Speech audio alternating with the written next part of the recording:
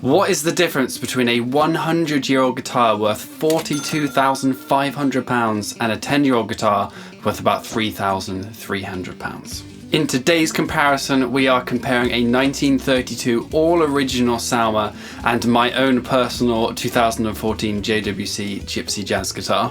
I was recently lucky enough to go and demo and play the 1932 Selmer at ATB Guitars in Cheltenham, and it was such a cool guitar with a really unique history, and it played and sounded it blew my mind, that I could not make a video about it. And then I thought, wouldn't it be amazing to find out the differences between my guitar and this 100-year-old Gypsy Jazz guitar, see what the sonic difference is.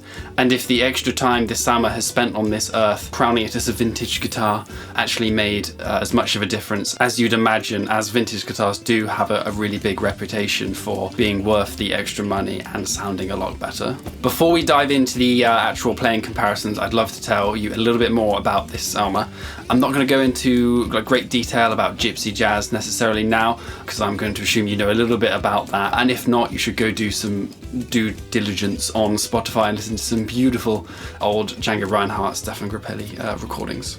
In 1932, Henry Selmer got together with luthier Mario McAfee to create a brand new guitar that would help guitarists of the time stand out in big band settings and any other bands they're playing in, because it was very early amplification at this time period. And they wanted to also rival the very successful guitar that Gibson had released in 1922, which was the now infamous L5 model. The result was the now iconic jazz orchestra model with the grande bouche sound hole design, which is the little D-shaped hole, which is now iconically known as the ryhthm Gypsy Jazz guitar, but at the time obviously that just was the first one that they made. This new Selmer model combined aspects of classical guitars like the headstock, and also took aspects from archtop guitars like the floating bridge and the tailpiece design, and ended up with its own unique quirks and features. Although sadly I don't actually have the Selmer with me here today, partly due to the price, no, entirely due to the price, because I don't have £42,500, funnily enough, to spend on a guitar, but if I did, I probably would buy it, because I have no control at all.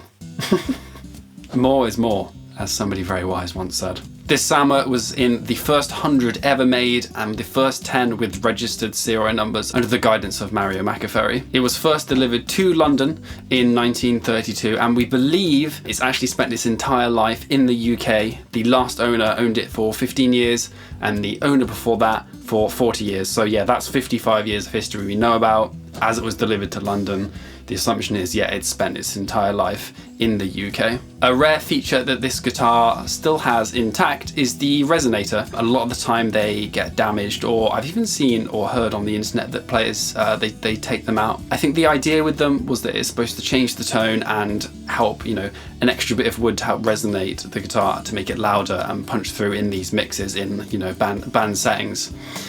Does it actually make it louder?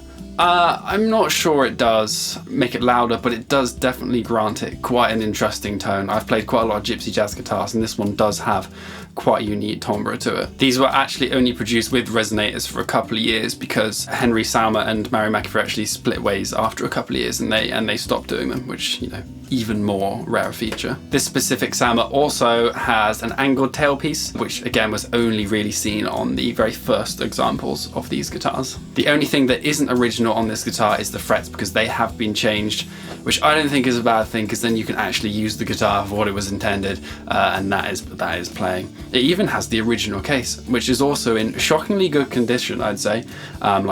This whole guitar is in shockingly good condition. So 2 guitars, one about 100 years old, and my 10-year-old guitar. Let's now go to the playing comparisons and actually see what the sonic differences are between these 2 instruments. If that different amount of time spent on this earth does make as big a difference as you may or may not think it does.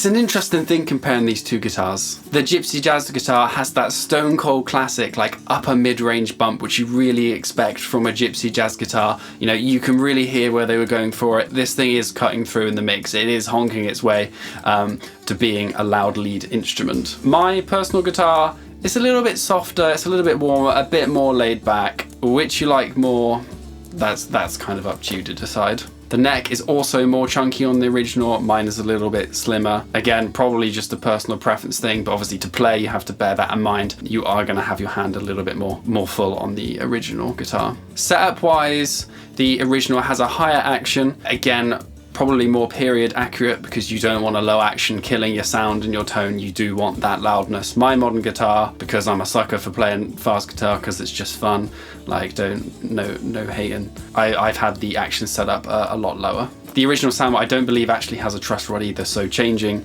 the setup will be a little bit more of an interesting job for a luthier. What do I think? Is there a £40,000 difference between these two guitars?